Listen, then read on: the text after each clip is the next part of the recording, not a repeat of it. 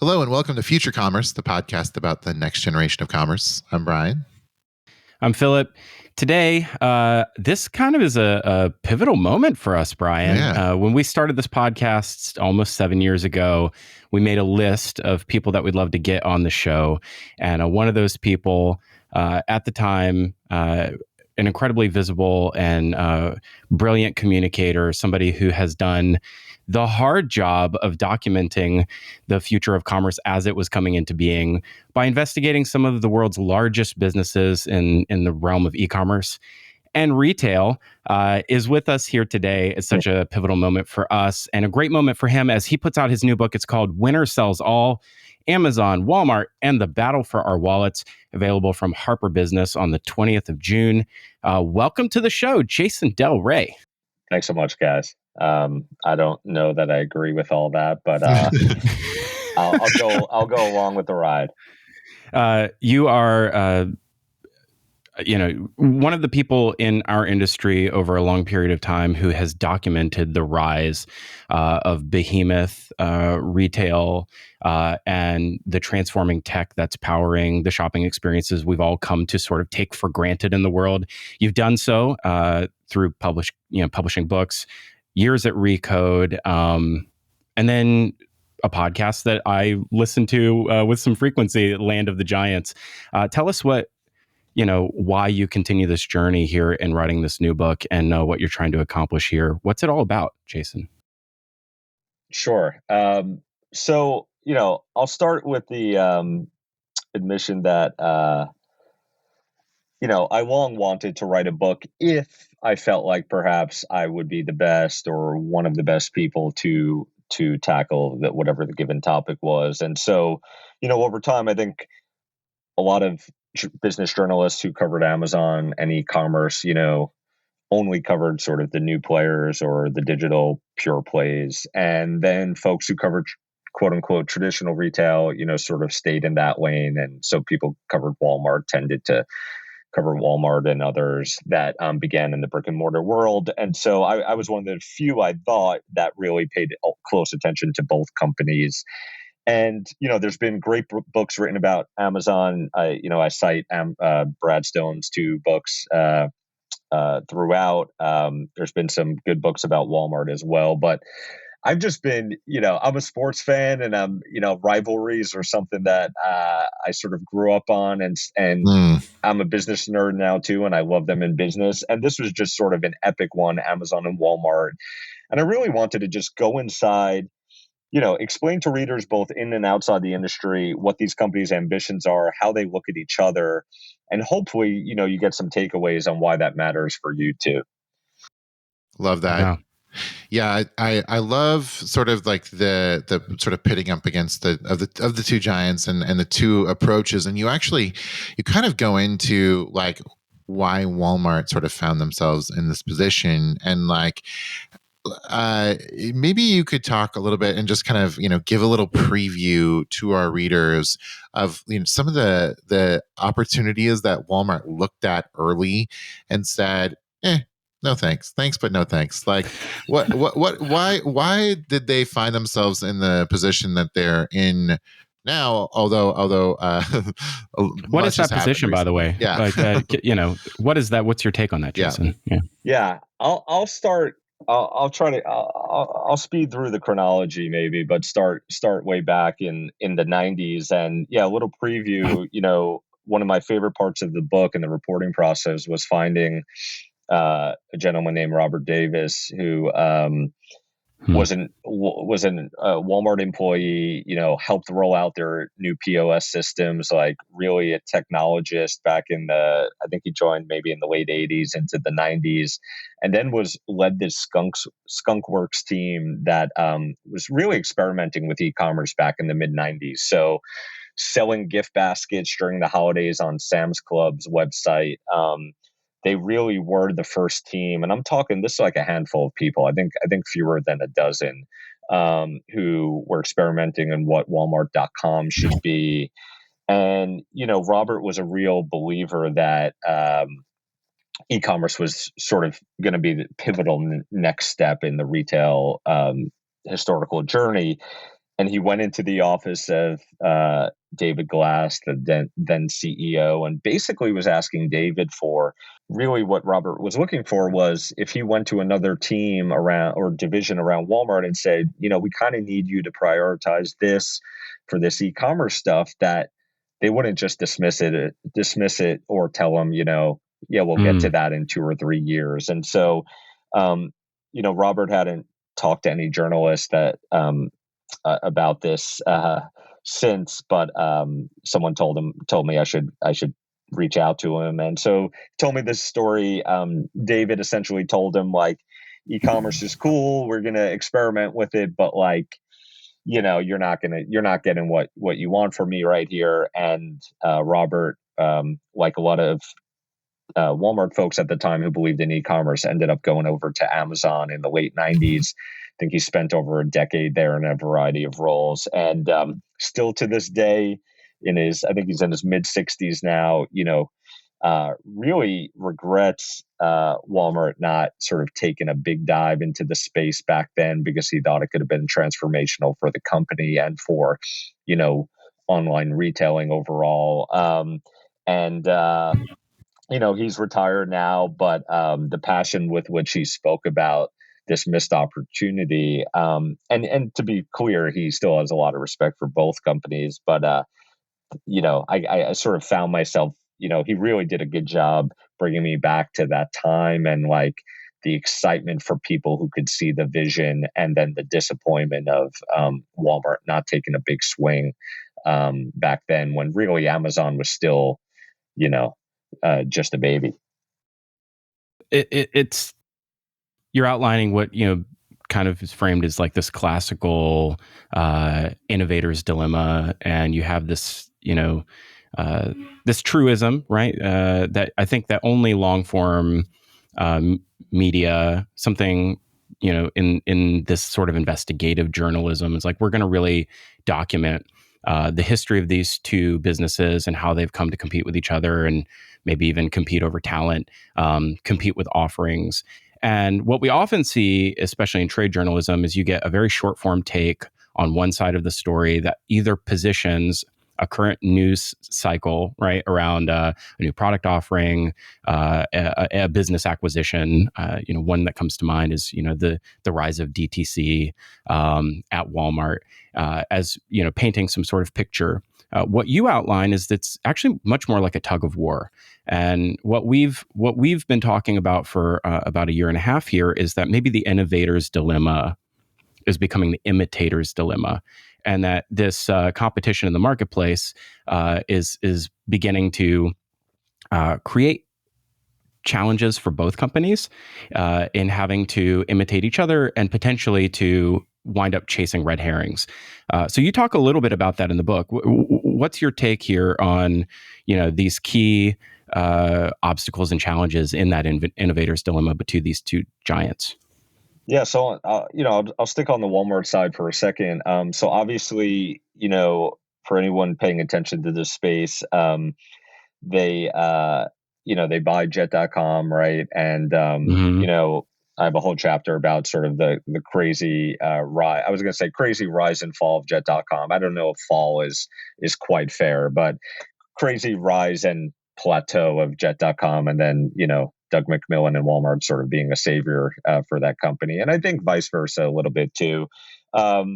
So, folks, Mark Lowry comes in and they make the Bonobos acquisition, and Andy Dunn comes in, and sort of given this, these marching orders from Mark Lowry to, like, let's build out this portfolio of, young brands that connect with a younger generation, and also, like, not coincidentally, don't sell on Amazon, and maybe we can find some synergies and make these businesses profitable, but also just, like, build out some real differentiation in our selection. And I won't give away too much, but we know, like, that didn't quite happen, right? And I get into some of the whys, and there was stuff that happened pre-acquisition where Mark Lowry and team were not hitting, sort of not showing that they can sort of consistently hit both top and bottom line numbers.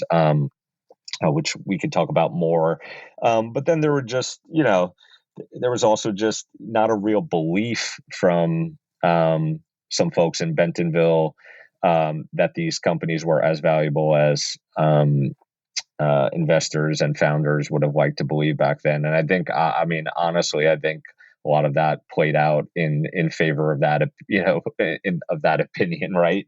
Mm-hmm. So so that thing sort of blows up, and actually, in the last few months, we've seen it really disintegrate by Walmart selling off some of these businesses. Which I wish my publication date was just a tad bit later, or the I was going to say, Yeah. how much of the recent history has sort of caused you to maybe have some agita around the way that things tie up in the book? Yeah, I think you read this book, I think you should have an idea of like Walmart not really being behind or like firm supporters of that Mhm. specific strategy. And I think I think it's clear in my book, like by the time Mark Laurie left, like he had regrets about, I think he said as much about, that not really that play not really working out. So yeah, it would have been nice to like include the sales in the book, but not too much. I've agita for other reasons, which we could talk about, but those were not recent as ones. You write a book and like there's stuff along the way that you're just not going to get to, and I'll get back to your question, but one of them, just to get out in front, is my initial plan was to have a chapter about the battle of these two companies in India, and I visited India back in 2015, I think, so pre Walmart, way before Walmart acquired a stake in Flipkart, and met with a bunch of entrepreneurs and investors, and really was fascinated by what was going on there. Still am.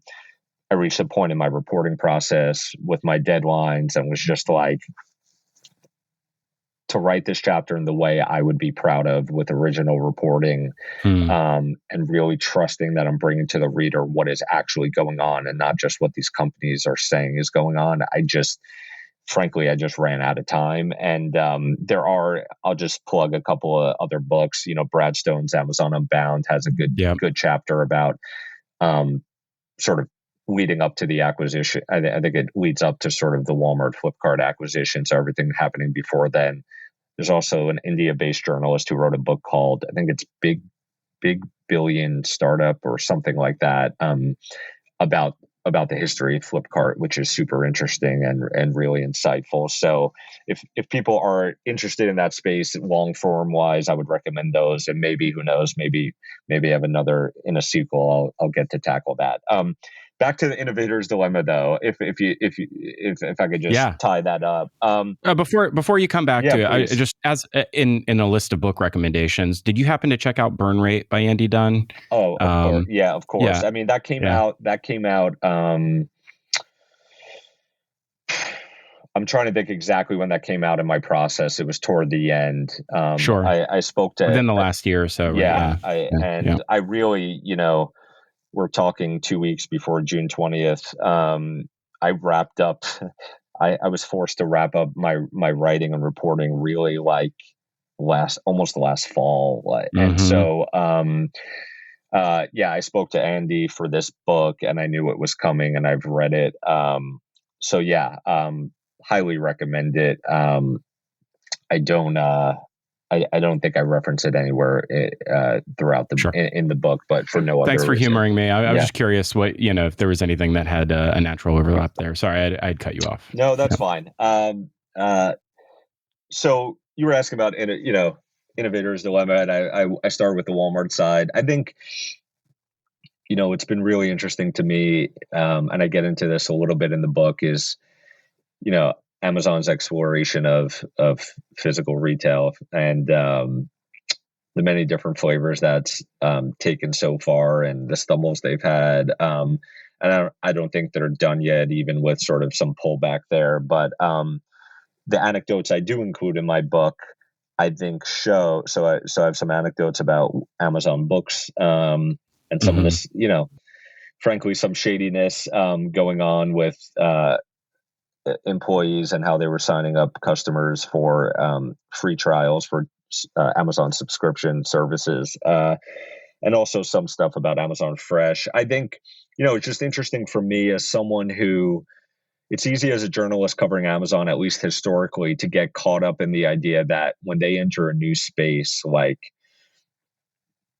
the bet is they're going to succeed, right? And or that was the bet for a long time, I think. And like Wall Street, like we saw it in the stock prices of competitors when Amazon would just even I think once I reported on Amazon messing around with like a what's the service Best Buy runs, Geek Squad, and like Best Buy stock, like when I published that, and Best Buy stock went down like 7% or something. And anyway, I think it's been easy for the media, and in the past, I'm to blame as well, and investors to just think, there's a good chance they're going to get this right. And I think just what's gone on in physical retail for them is a good reminder that like your DNA is your DNA as it was for Walmart. And it's really hard to like execute well and like have the right vision that isn't all about using the new channel or new business to just strengthen your historical business. Like I think I just learned a lot about, Amazon's struggles and why they're so great at what they do well, and why that could be sort of a impediment to nailing some of the really hard stuff about physical retail. Because physical retail is hard. In fact, I'm going to, paraphrase, because I'll butcher trying to quote this out of the book. But you talked to Doug McMillon, and he said, and you asked him like, what are the ongoing challenges with online or something to that effect? And he's like, yeah, online's really hard, and so is physical. Retail is really hard. yeah. I mean, and yeah. So coincidentally, I went down to Bentonville to see Doug, and was thankful for the time he gave me. And that was, I think it was within a week or a couple of days of Amazon announcing they were shutting down the bookstores. And so, I was maybe kind of hoping he might like throw a dig at his competitor. So I asked him about it, but I really wanted to know what he thought about, Amazon pulling back. And yeah, he gave a quote that was something along the lines of like, e-commerce is hard, stores are hard, like try something new. It doesn't work, you cut bait. I think his term was like you cut bait and you move on. And that's kind of who he is as a leader. So I don't know why I was expecting something, much different, but we all hope. But so we'll see. I mean, I'm curious with you guys, like, are you when it comes to Amazon and physical retail, skeptics overall looking forward? I think they'll keep at it, and whether that's just licensing, technology services maybe long term versus operating their own, putting aside Whole Foods, which is a whole nother beast. That's a whole other chapter of this story. Brian, I'd love to hear your take on this. So let me actually start with Walmart really quickly before I answer the question about Amazon, because I think the thing that Phillip and I have been actually very hot on recently is Walmart and their app and the experience between in-store and app. Yeah. And I've realized that I have shifted my spending significantly recently, not necessarily to Walmart, but away from Amazon, in that there are certain types of purchases that I feel very comfortable making at Amazon that I'm very happy to do. A book, something or a small that I know I'm not going to return, that I need quickly. And so it's easy to just be like one click and go. I don't have to worry about it. And I know I'm not going to return it because it was a small enough purchase where I know I'm not going to return it. But for things that are a little bit more like, there's a chance I might return it. There's maybe a larger purchase. It'd be difficult to put in a box. The physical footprint gets way more important, and Walmart's done a very, very good job of making those purchases feel a lot more confident in them. And of course, I'm a big Costco fan, and that hasn't even entered your story because Costco lives outside of time and space. the I think love Costco. We actually just should I admit this? We just canceled our membership though, strictly for convenience, and we have another members club, maybe 4 minutes from our house. Costco's about 15, and yeah, those 11 times 2, that's 22 minutes. My kids have a lot of needs and Yeah. activities, and so anyway, go ahead. I want to come back to that in about 3 months, and I want to hear your experience. Okay, all right, Yeah. go ahead. So that aside, so I think back to your original question about Amazon and stores. And the reason why I brought all this up is I actually think it's essential that they do succeed in physical retail, because there are certain types of purchases that are just getting unwieldy, and the return cycle is brutal, and it's customers are getting fed up with it. I think Amazon's getting fed up with it. I think everyone's kind of getting fed up with it. And so if they don't nail retail, or sorry, physical retail, they're actually gonna be a little bit in trouble. Like that is an edge that they're going to lose. And I don't know if it's all going to get ceded over to Walmart necessarily. Some of it will, but we're looking at, the return policy story that came out about Target recently. And like people are making purchases, especially in tight economic times where they have flexibility and confidence that if they made the wrong decision, they're going to be able to get their money back because they need it. I have a bit of a different take that I think goes more to the irrationality of the way that consumers behave, because I don't think it's so simple, Jason, as we follow price and convenience. I think that's part of it. I also think there's some muscle memory in the channels we've learned to shop in that's really hard to break, and it leapfrogs generations. I have to give an anecdote.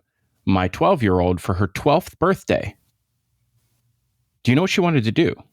She wanted to go to Walmart because she's never been to Walmart. And Mr. Beast drove her there. And when you think about the way that you want to talk about this digital to physical pipeline, I think the cachet of the brand aligning with Amex, like it's changing. It's changing our perception of Walmart as a brand through the eyes of a new generation who has no prior experience with them and what they used to be.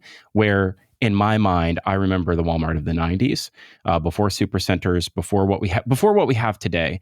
And that is a thing that is, I think there's an opportunity there. So how important is physical retail? I think it's vital. But the way that a new generation of shopper, especially, a Gen Z and Gen Alpha shopper who could be the, most prolific purchasing power generation of all time,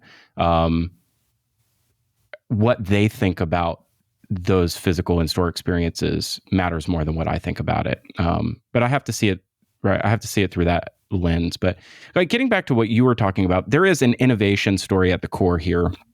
Part of that innovation is providing more services to a consumer. You can't really talk about that without talking about how both of these brands, both Amazon and Walmart, have made investments in things like healthcare. Truly the everything store at that point. When you're thinking about those, that sort of an investment, does this also have bearing on not just how we think of these brands in the future and how much of our life and control as consumers they're asking for us to give over to them? But it does also highlight a new era for concern over regulatory oversight for these companies. As in, should there be more? Yeah. Listen, I'll start with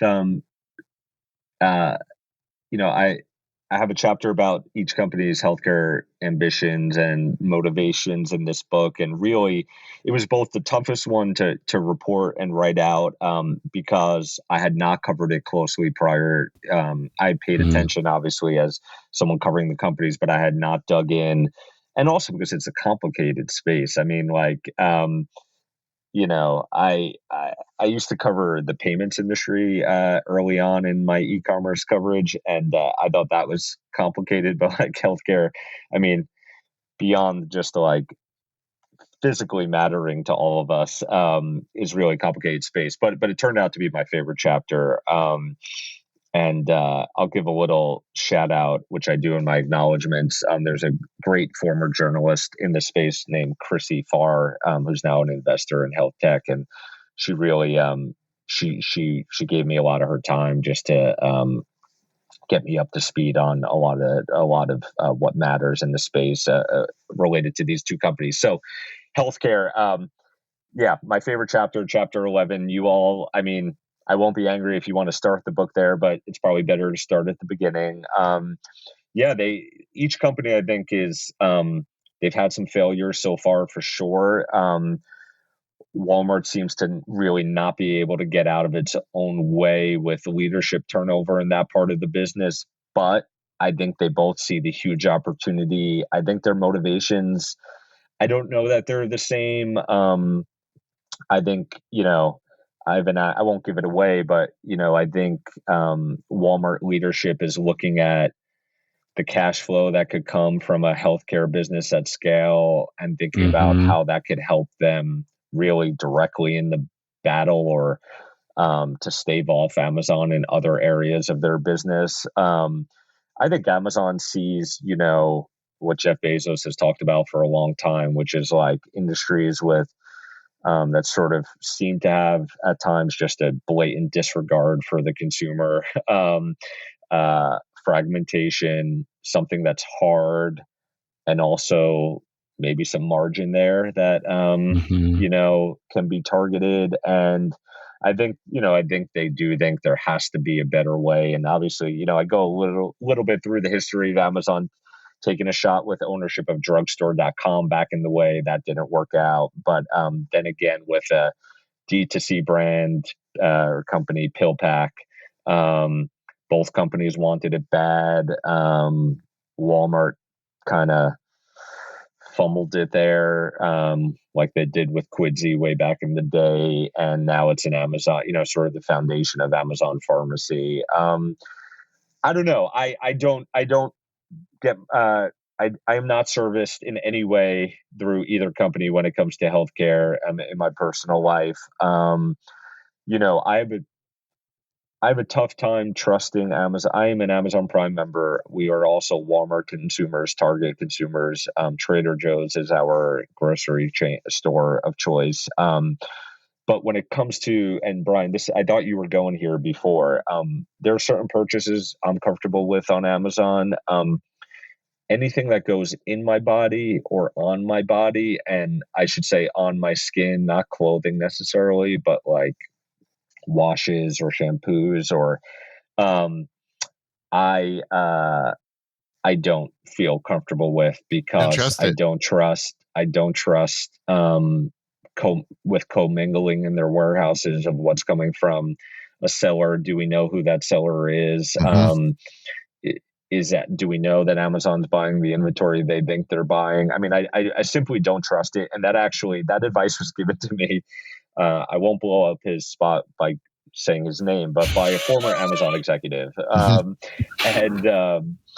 And so trusting, I'm very interested to see how much trust there is among consumers at scale when it comes to their healthcare needs and these brands. I think Walmart really, in a lot of communities, has a real good shot with the physical Walmart health facilities, sort of the super center of care.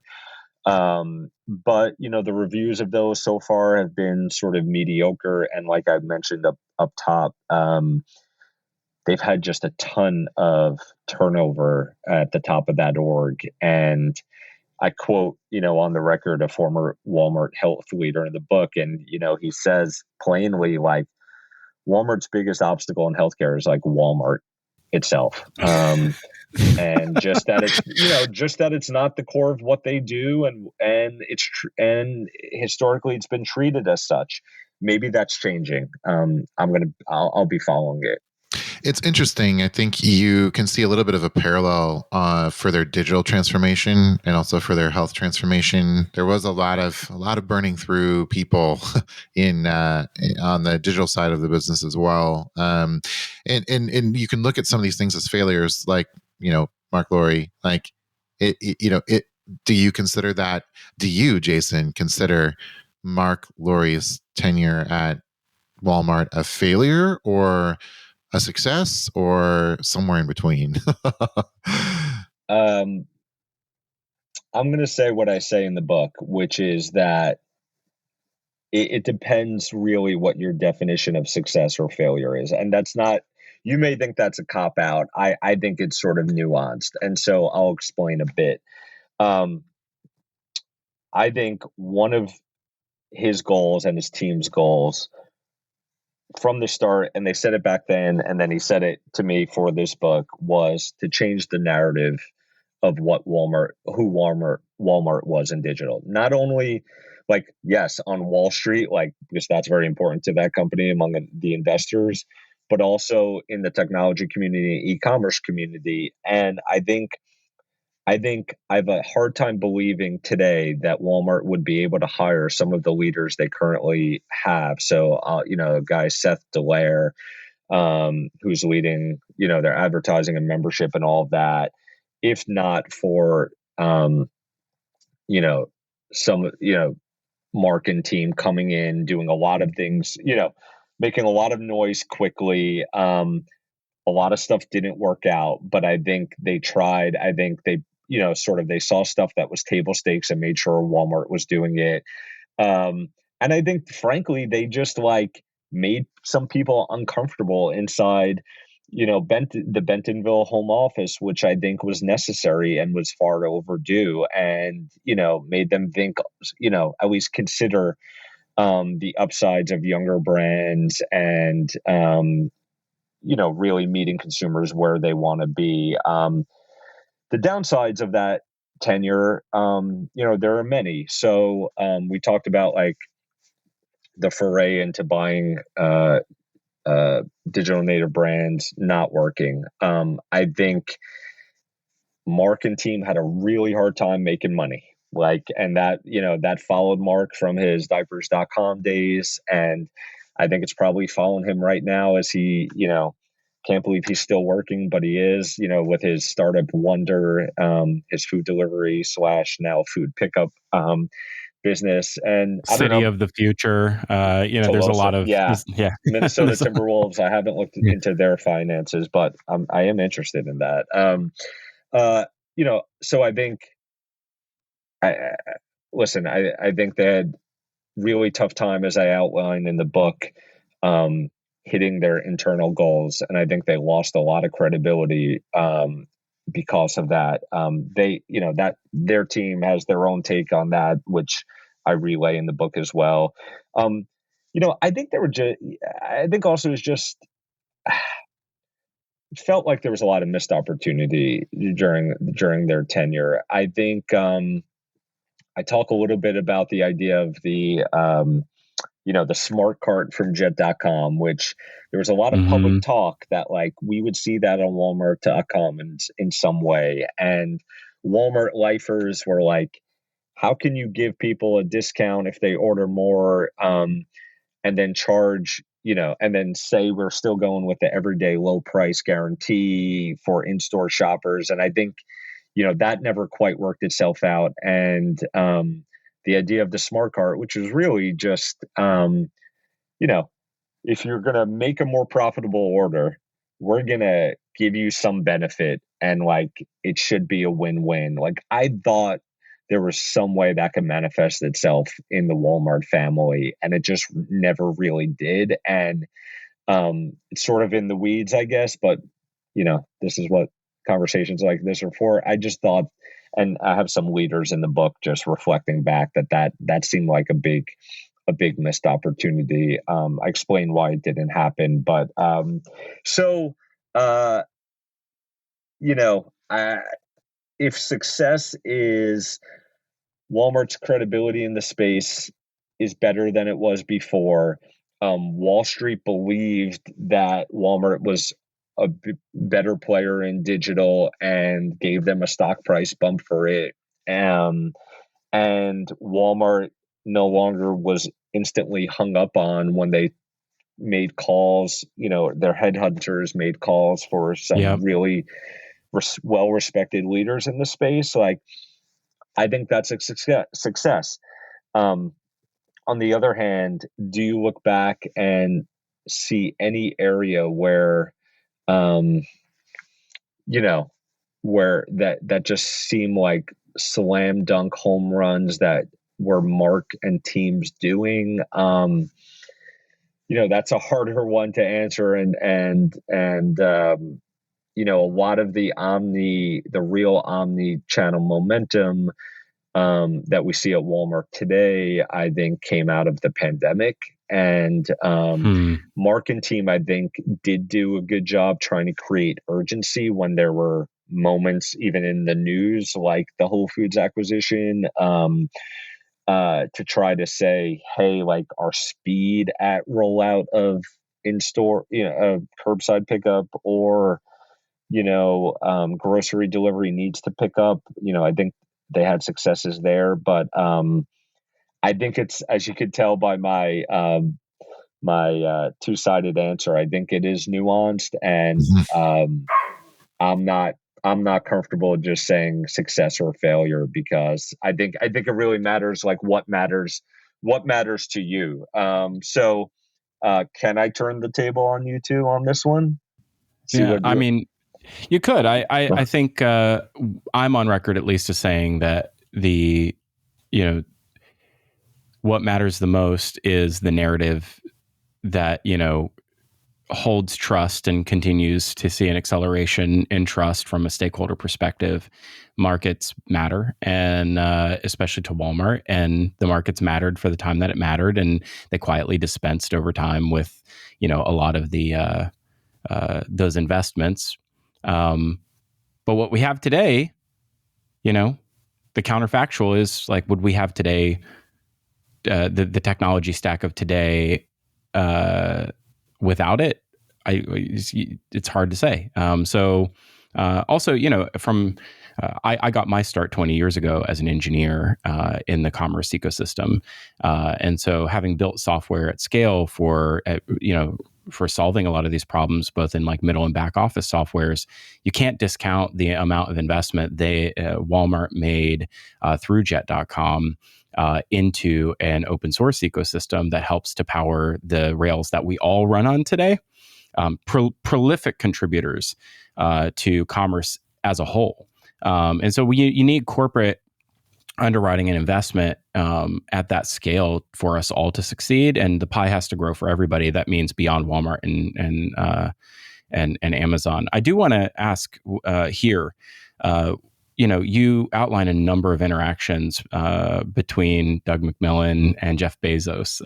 And in fact, the way you open the book sort of helps contrast your first interaction with Jeff backstage at an industry event. And I think that sort of sets the tone from the beginning as who you are, how you approach your natural curiosity in the space, and your awareness of the dealings of these two companies. You secured a long form interview with one of them. Tell me what the, how you would contrast those two leadership experiences, from a journalist perspective. And let me add just a little bit to that. My little note on the Mark Lorre's success thing. I don't think you can talk about Mark Lorre's success without talking about McMillon's success.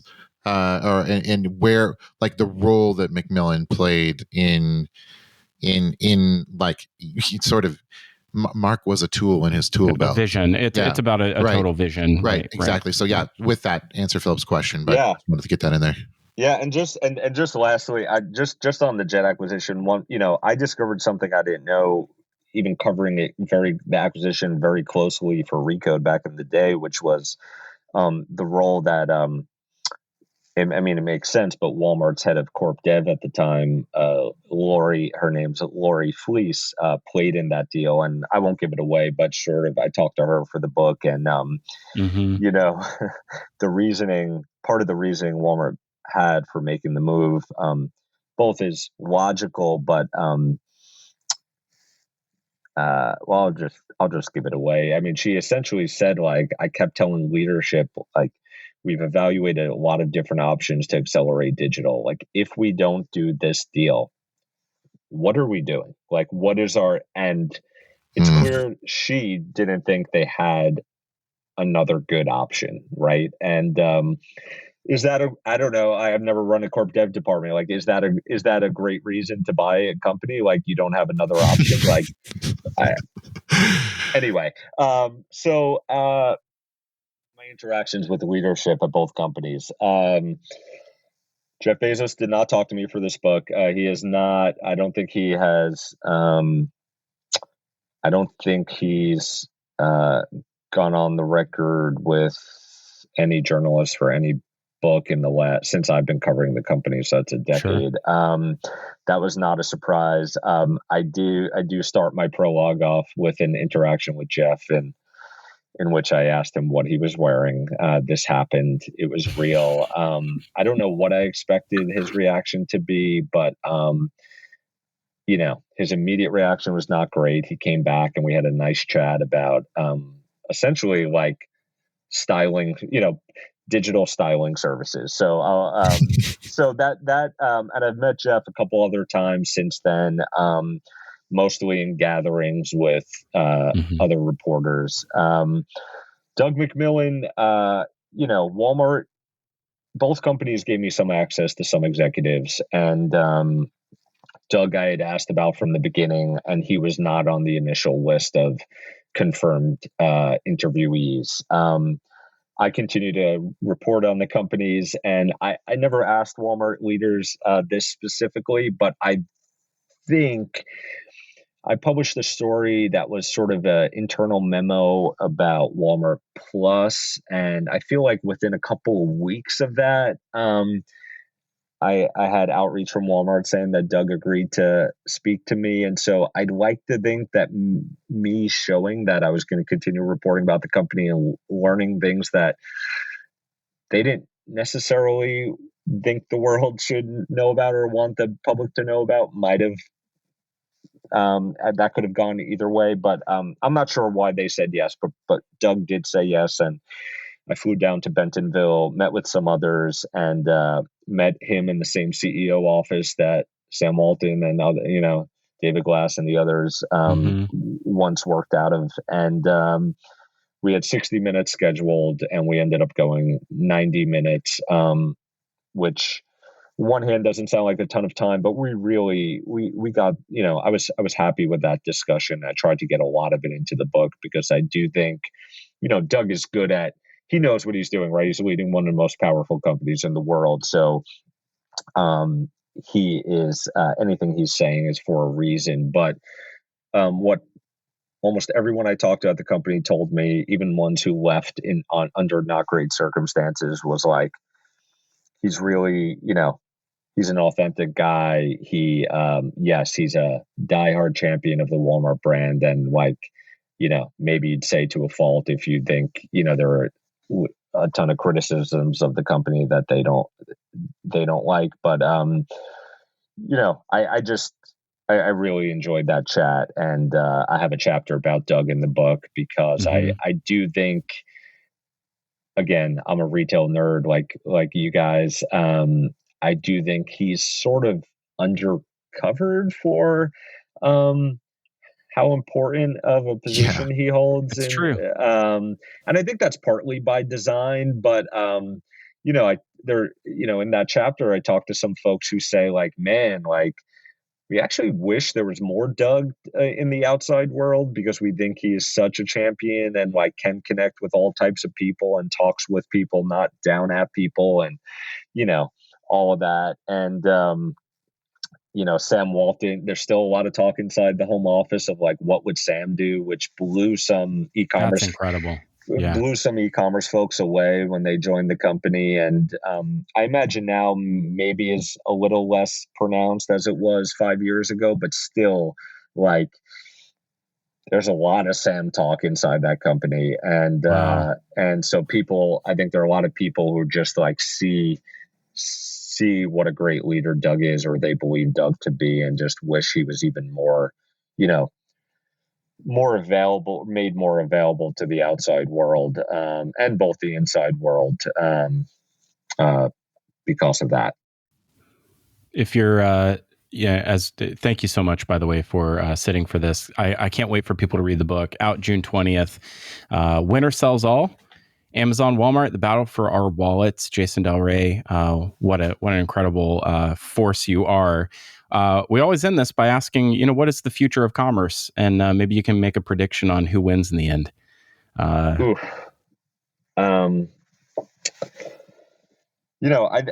My hope is, for consumers and for the economy, that we're talking 20 years from now, and maybe we're all retired and just having a good time talking about this. And we're talking about a different company that has come out of nowhere and upended these two. I think there's a lot of good that these two companies have done for the world. I think during the pandemic, they were essential for a lot of people. But I think there's a lot of problematic stuff that are baked into these two businesses that, barring, real worker uprising that seemed like might happen at Amazon, and now I'm not so sure, barring regulatory intervention, I do fear will accumulate too much power. And I don't think there are bad people at the tops of these companies by any means, but I think the incentives, sort of built into the companies, I just worry where this goes in the future. So I would just say, I hope we're talking about a new company that is does way more good than bad for society 20 years from now. I don't know if that exactly answers your question. I'd like to think a piece of, future of commerce is also really figuring out a way that this industry is not such a drag on the environment. And I think physical retail actually, can play a big role in solving at least some of the short-term issues there. And I think about it a lot. When I look around my neighbor's stoops, I think about it a lot with the idling, trucks and vans outside our homes. And so I'm not smart enough to have all the answers to that. But I think there's a lot of smart people thinking about this and working on, even if incremental improvements. And, I'm excited over the next decade to hopefully chronicle some of those advancements, because I think it's on all of us. Incredible. Well, thank you so much for your time. Go buy the book. If you're listening to this, again, Winner Sells All, Harper Business. Jason Del Rey, thanks for coming. I need to get you to sign this, man. Yeah. Next time I see you. I would love to do that. And I guess people won't hear this in time, because I was offering personalized copies through my friends at this independent bookstore called Word Book. But I'm really proud of this thing, and I'm happy. Should be. I am so grateful for everyone who's, already supported me with pre-orders and just kind words. And I love this industry. And so I'd be happy to sign anyone's book whenever I see someone at an event or wherever. Love to do it. Thank you so much. And thank you so much for listening to Future Commerce. You can find more episodes of this podcast and all Future Commerce properties at futurecommerce.com. And if we ever get the chance, man, we got to do something together. I appreciate your time. Thanks for listening. All right. Thanks.